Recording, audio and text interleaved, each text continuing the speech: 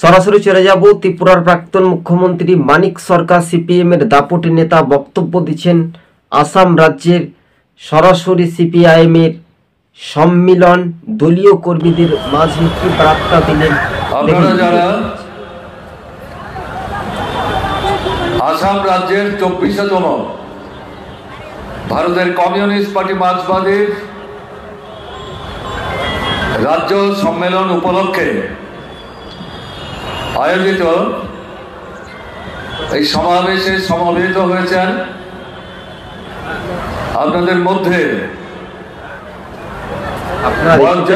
বন্ধুগণ, এটা হচ্ছে উত্তর পূর্বের রাজ্যের ত্রিপুরার প্রাক্তন মুখ্যমন্ত্রী আসামে সিপিআইএম এর, অর্থাৎ যদি আমরা দেখি সেখানে সিপিআইএম এর প্রতিটি রাজ্য ভিত্তিক যে তাদের সম্মিলন চলছে রাজ্য কমিটির নেতৃত্ব এবং দলীয় কর্মী সমর্থকদের মাঝে, ত্রিপুরার প্রাক্তন মুখ্যমন্ত্রী মানিক সরকার, ত্রিপুরার একাধিক হেভিওয়েট নেতারা আসাম রাজ্যে দলীয় কর্মী সমর্থকদের মাঝে কিন্তু দেখা গেল।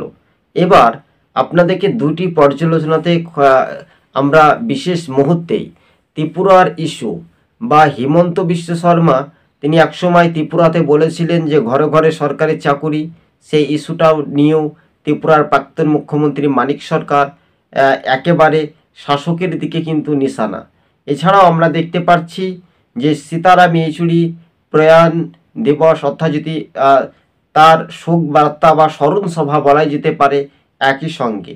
তো রাজ্য রাজনীতিতেই দর্শক বন্ধুগণ, সবুজবঙ্গ নিউজ ইউটিউব চ্যানেলটি ভালো লাগলে প্রথম থেকে শেষ পর্যন্ত দেখবেন, আর চ্যানেলের নতুন হলে অবশ্যই সাবস্ক্রাইব করে সঙ্গে থাকবেন।